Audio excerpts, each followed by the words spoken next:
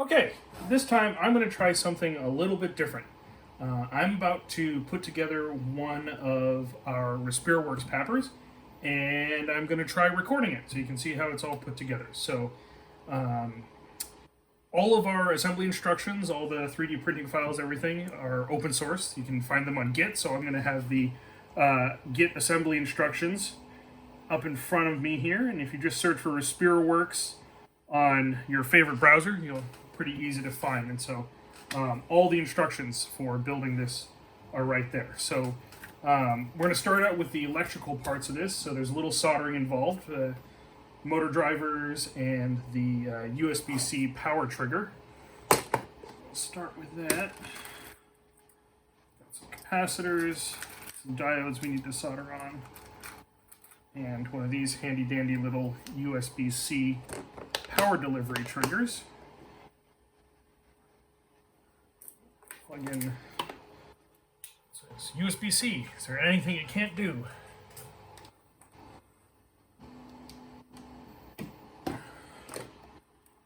My soldering iron here, also USB-C powered.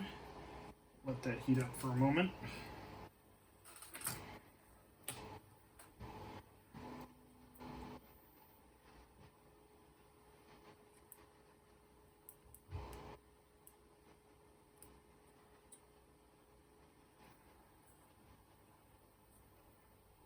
Got a piece of cardboard here to keep from burning the cutting surface on the table here. This is not a soldering mat, so just add for a little protection there.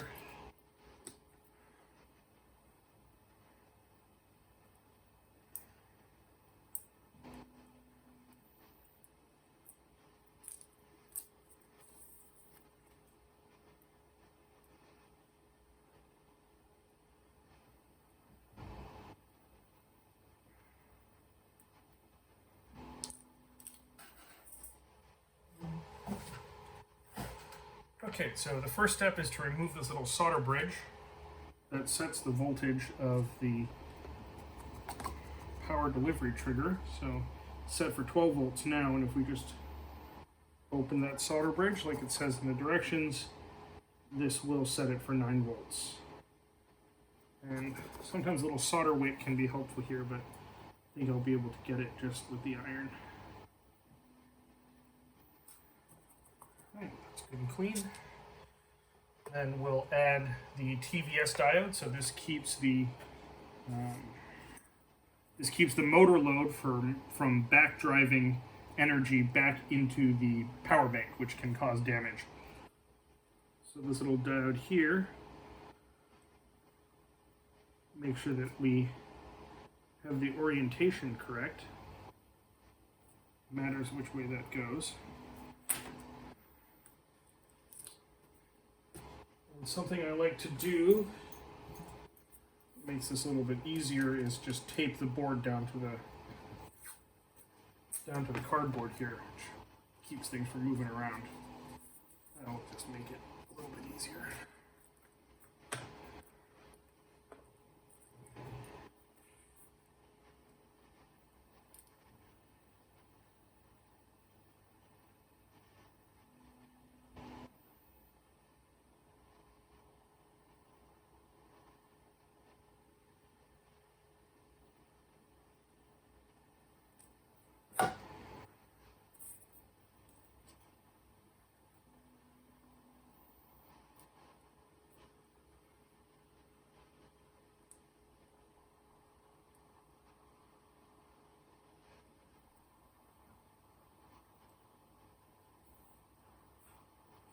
Yeah, so if you just go to our GitHub organization, RespireWorks/GitHub, and go to the PAPR repository, all of these files, the list of materials, the instructions, all of that is accessible from the README.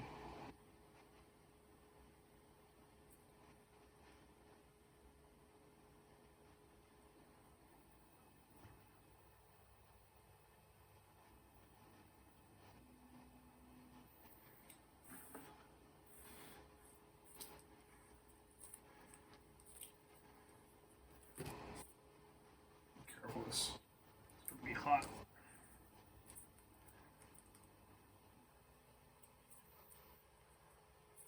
The ceramic capacitor here doesn't have a polarity, so it doesn't matter which direction it goes. We just need to put it across these connections here.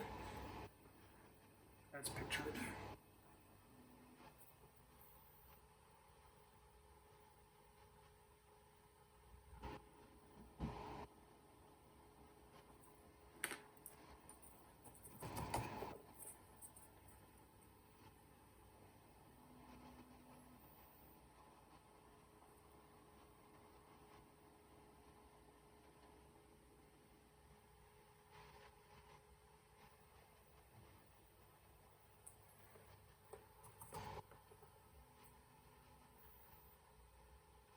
The soldering iron turned up to a higher temperature here because of all the really large power planes on the circuit board tends to wick the heat away, so a higher setting can be useful.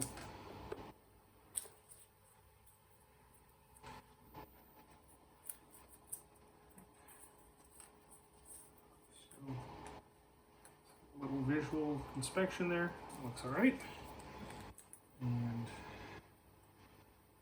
next step is to solder this to the power driver. I'm actually just going to disconnect the potentiometer here for a moment to make it a little easier. And these wires are already tinned, but it pays to add another bit of tinning here in the flux and the solder. Help make that connection easier. Right. And in this orientation, red is on the left.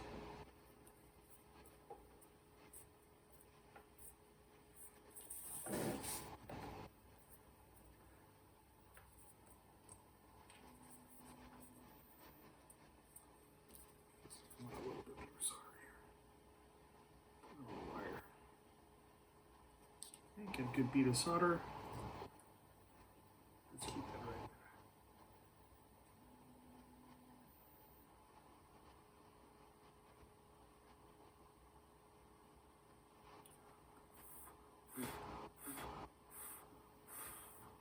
The timing is kind of critical here because the wire is getting hot while I'm soldering this, so you only have so much time to make the connection before the wire becomes too hot to hold, so just be careful.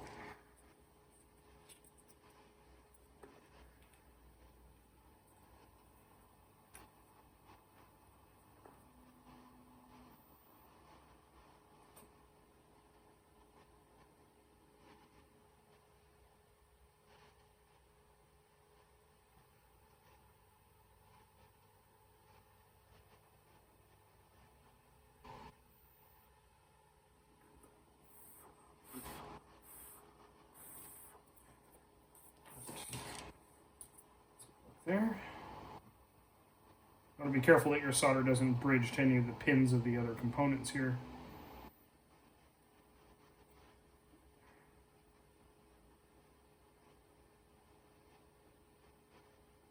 I feel like I'm a little bit too close for comfort on the positive wire here, so I'm going to retract it a little bit and just make sure that there's enough clearance.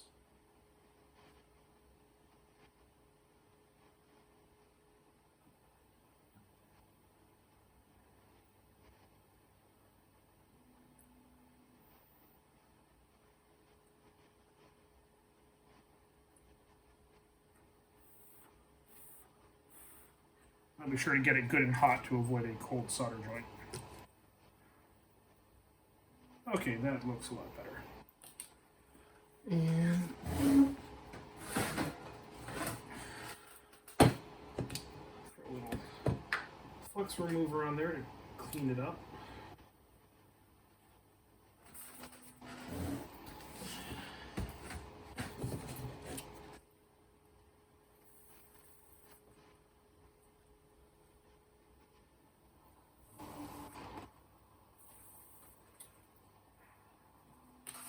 Not sure if that was visible on camera, but just put a little flux remover on there to remove the residual flux from the solder core.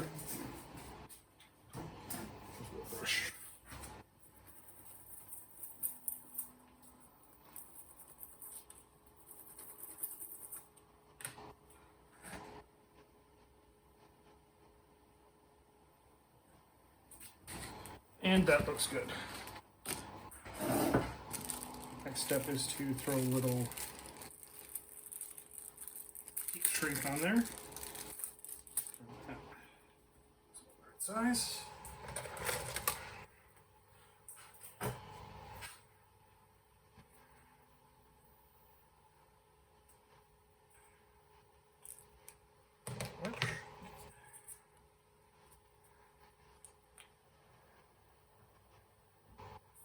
And you can do this with a heat gun, but I'm just going to do it with a lighter here.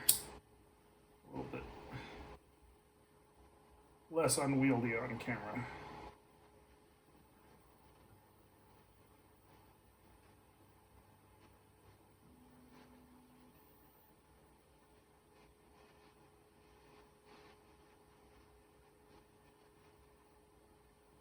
Make sure you get it all the way around. Also, don't burn the material. Okay. So our next step is we're going to trim back these wires so we don't need all this excess, and we're going to solder this to the blower connection.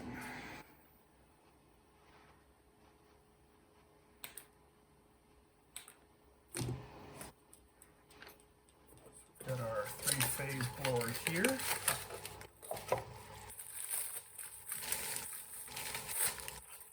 These are actually the same blowers that we use in the ventilator. They're a little bit overkill for this application, but they work great.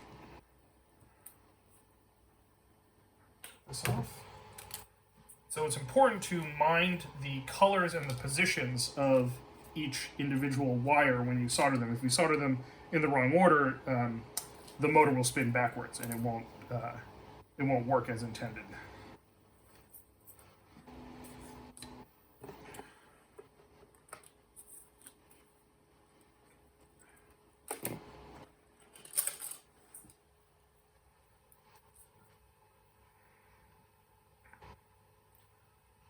Just go ahead and strip a bit of insulation off each of these.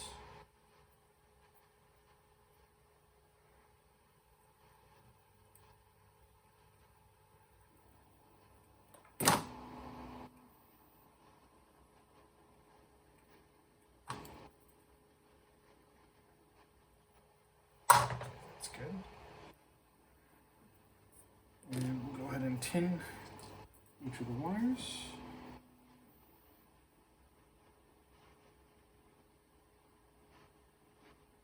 It's important to get the solder all the way around the wire so that you get good saturation of the individual strands.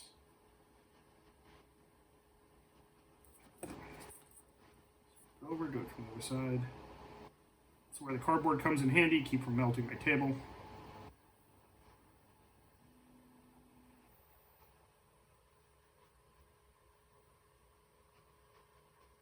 See, that one was a little bit dull, so it's indicative of a cold solder joint, so that's better.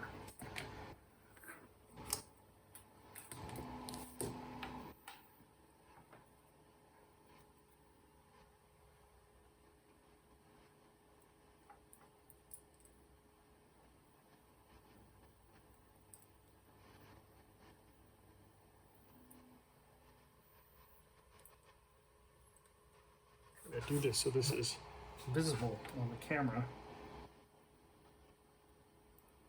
There we are. Okay.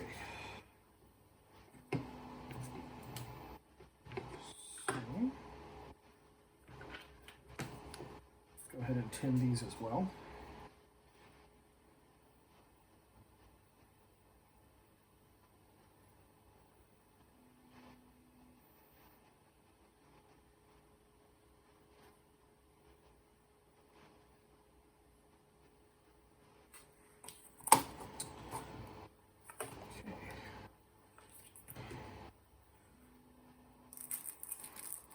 And let's not forget to put the heat shrink on before we proceed.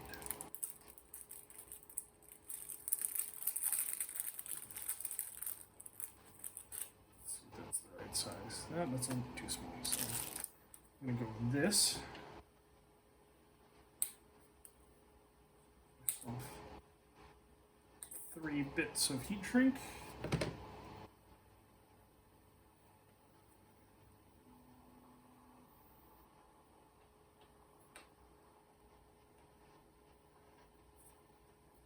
Definitely want to remember to put this on the wire ahead of time. I've made this mistake before, where you get everything soldered and you realize you haven't put the heat shrink on. So this is where the orientation comes into play. So we're just going to orient this as it is in the photo, like this, and then the order top to bottom is yellow, blue, white. Or sorry, that would be the order bottom to top. Yellow, blue, white, bottom to top.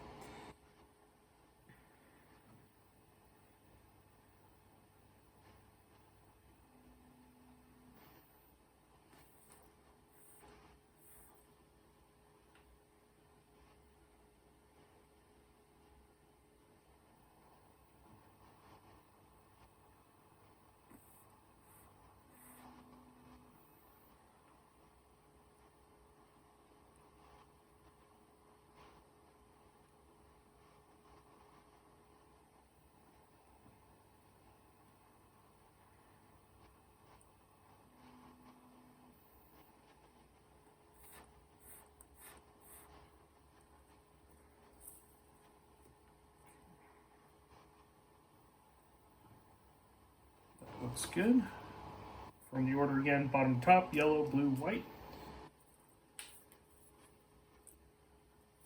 At this point, we're done with the soldering iron, so I'll go ahead and turn that off, put it aside.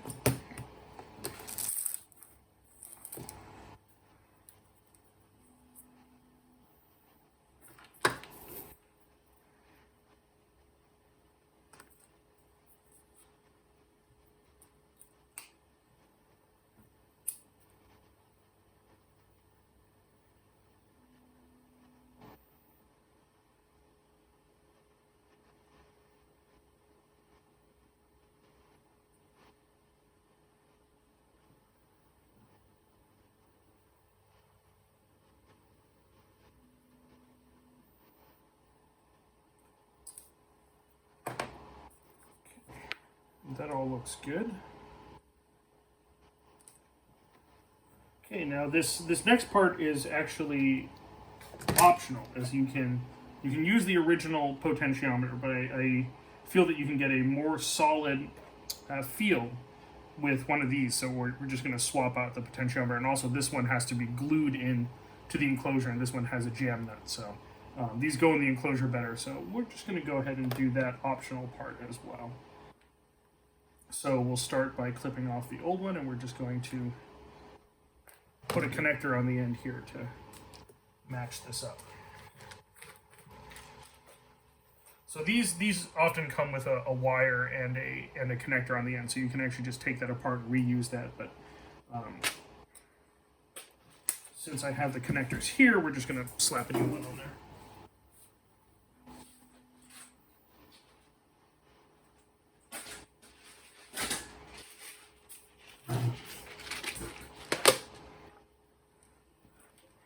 Just make sure we got the right one here. Yep, that's right.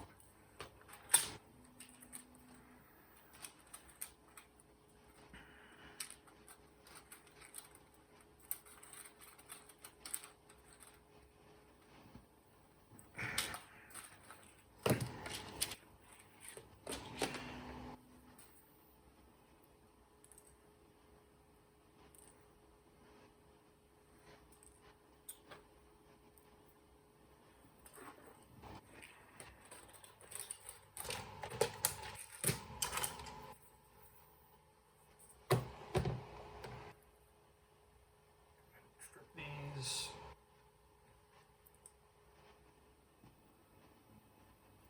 important to get the right depth of the stripping on this in order to get a good crank.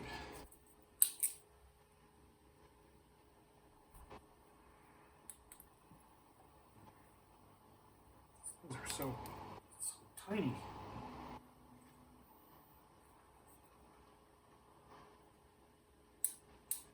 like to put that in the crimper, kind of close it partially, and then tug on it so that it goes right up against the flange in there, and that step change in the die, that gets it into just the right position. And then it's important to keep an eye on it and get the wire into the right place when you do the crimp. So there, that looks like a good crimp. I don't know if that makes it any easier to see. And put the crimp contact in there.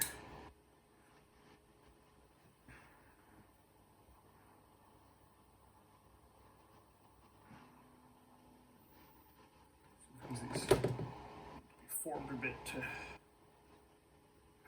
in there. Okay.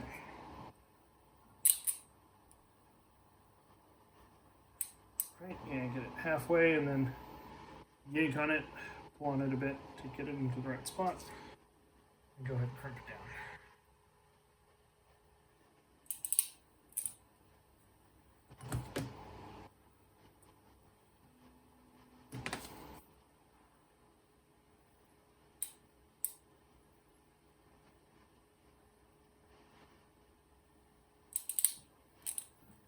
Alright, that's 3 good crimps. And then, to get the orientation right, you can either look at the photo there on the Git instructions, or you can just grab the old one and put it side by side and just get the order the same. So this counterclockwise all the way to the left here, that's going to be the red, and make sure that you've got the connector oriented properly too. There we go.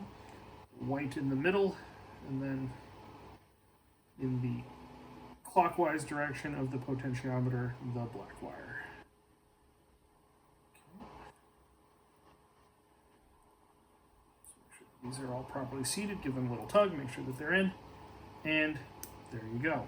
That just plugs right back into the motor driver there. And the reason we do this, the reason I take this out, is this connector can be kind of fragile, and so if you're handling this a lot, sometimes it's easier to just take this out first, and then you don't have to worry about it, and then put it back in at the end. We're done with soldering, so I'll go ahead and put this away. Not cardboard anymore, and throw that aside. So now we have the completed electrical portion of the PAPR. Let's test it out.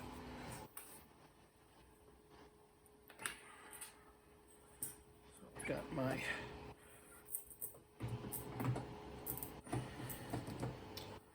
USB-C cable here, and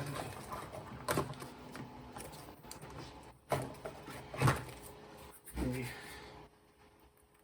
USB-C PD battery. Now, any battery that supports the 18-watt 9-volt power delivery mode will work with this, so that gives you a lot of different options. So just go ahead and plug that in.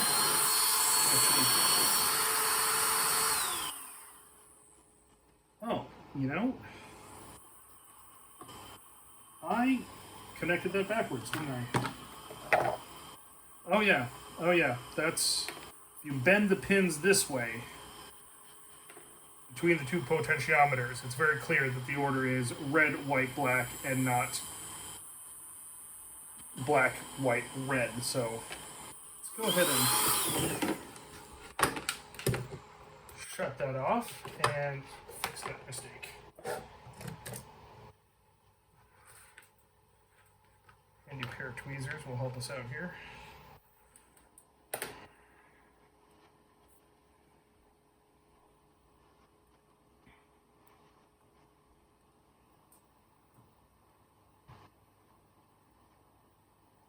So if you just go by the photos on the Git README, you'll do a lot better than I just did.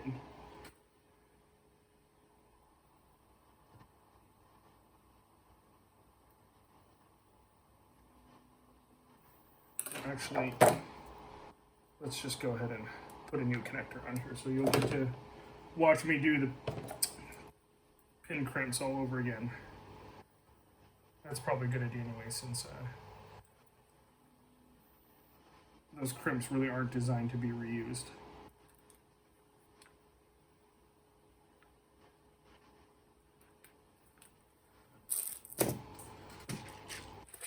sure those of you who are watching cringing as I was making that connection backwards. You could see it right there on the screen in front of you. All right, well, this is why we test.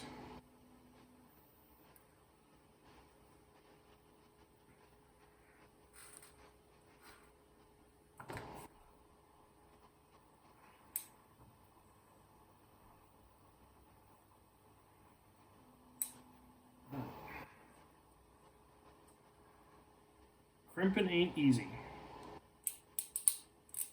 but it's necessary.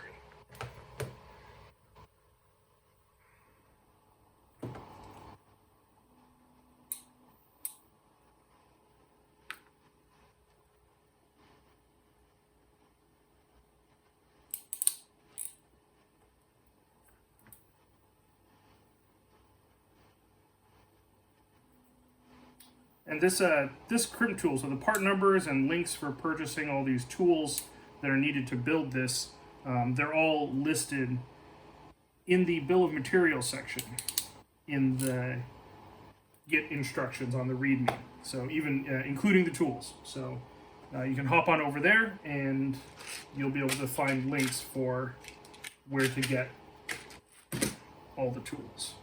All right, let's just do this by the picture this time so we don't get it wrong. Get the orientation of the connector correct. Red at the top, white in the middle, and black on the bottom. Okay, let's make sure that those are fully seated. A little tug confirms that. Now let's plug this back in and give it a test.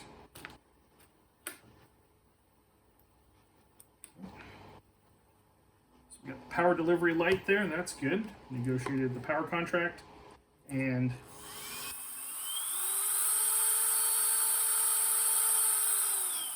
all right, that's good. Okay, now we can say that we have a completed electrical assembly for the PAPR.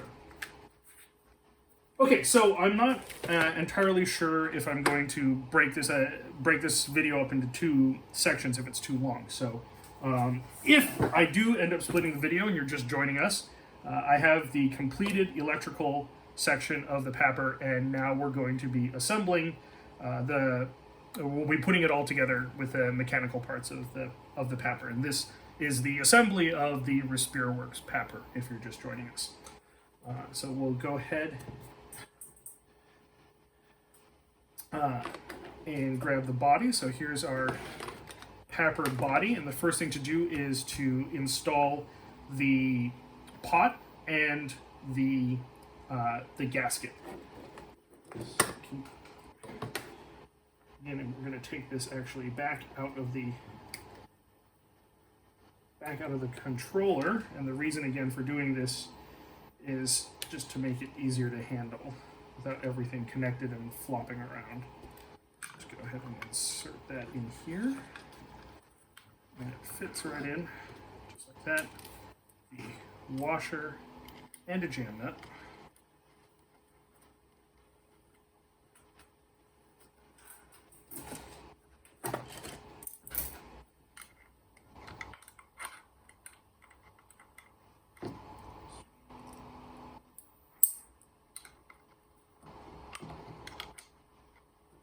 You don't want that.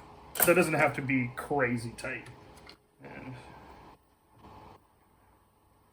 go ahead and put the knob back on. There we go. A good range of motion. Okay, now I've got some gaskets pre-cut here, but I might as well just demonstrate how we cut the gaskets using our gasket jigs. So you can also laser cut these gaskets if you have access to a laser cutter, but I'll demonstrate the way we have of doing it by hand. So these 3D print files for these parts are also on the Git repository. Okay, find a space, line it up, got enough room to cut that gasket, gently lift off the outer cut jig, set that aside for now, and then using this jig, keeping it in place, I'm going to go ahead and cut the inner cut. It's often easy to do it in two halves. Just gonna go ahead and pop that out. Okay.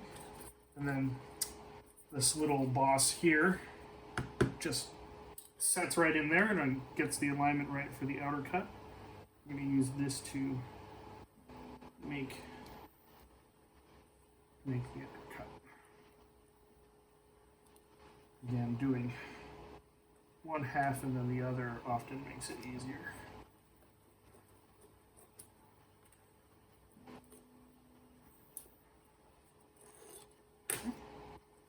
And now you have brand new inlet gasket. Right. So that's going to sit right in here. Along with the instructions.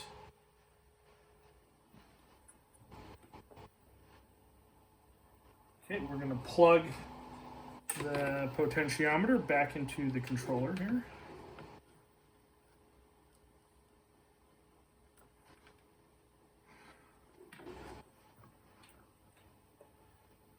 Right, there are instructions for cutting the gasket. And all we have to do now is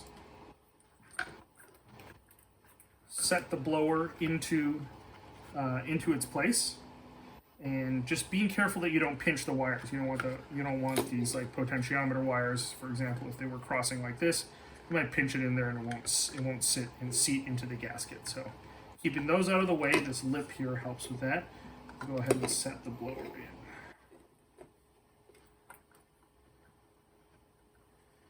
Okay. And then we insert the outlet adapter. Just grab one of those out of our inventory. So this little piece here provides the connection to the CPAP hose that we use as our air delivery to the mask. And that just fits in right here. And this handy dandy little 3D printed key just slots right in like that and holds everything in place. Okay, great. Then we're going to route the wires. So this connector is actually unused. We can just route that down in like this. Stick it there in the side. Put the phase wires in here and just set the controller in just like that. Okay, then we'll grab one of these short little 6-inch USB cables right here and route that out the side just like this. And there's room for it down here under the blower, and it comes out that little notch right there. And this whole thing, there's also instructions here. There's a little notch you'll see right here that if you ever for some reason need to disassemble and reassemble this to service it or whatever, there's a little notch here. You can grab a screwdriver and lever the outlet key out, and that's what that's for. And that's here in the instructions as well. So the next step is just to go ahead and close this up, and the blower is actually held in place against the gasket by the rear cover. So when you put this on, there'll be a little bit of a gap, and because the blower is resting on the back cover, and when this whole thing is screwed down, that's what holds the seal together. So it's great. The whole thing's held together just by 4 screws and that little outlet key. So we'll grab some screws here.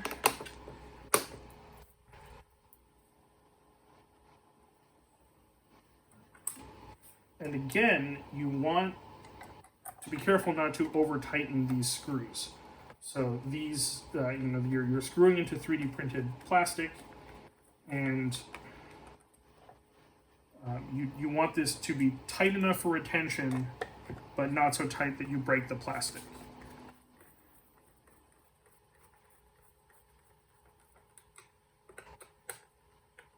So You want it to be snug, definitely. But don't just crank it till it breaks.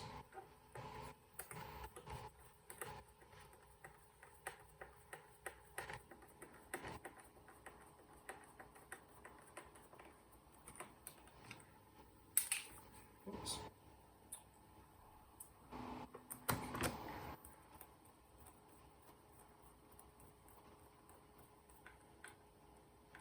Okay.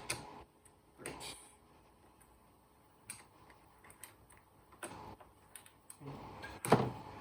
Go ahead and put our elastic battery cage on the back here. So we've got these elastic bands which hold our battery to the unit. So go ahead and drop that in there.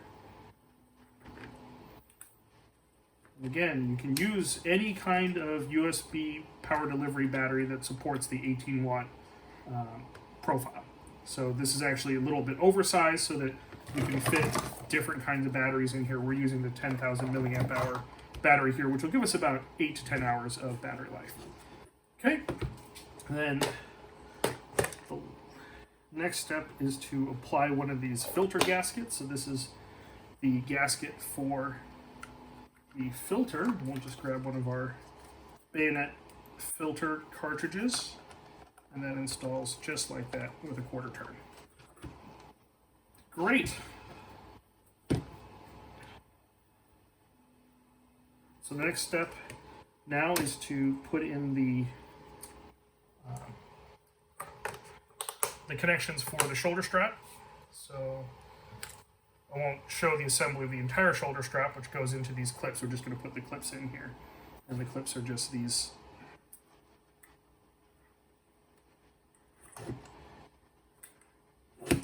little loops I'll put in here, like a camera loops.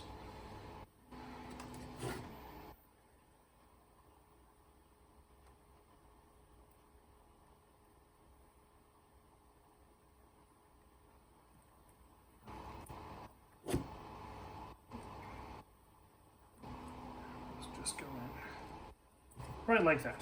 Okay, great. And that's where our shoulder strap will attach. So,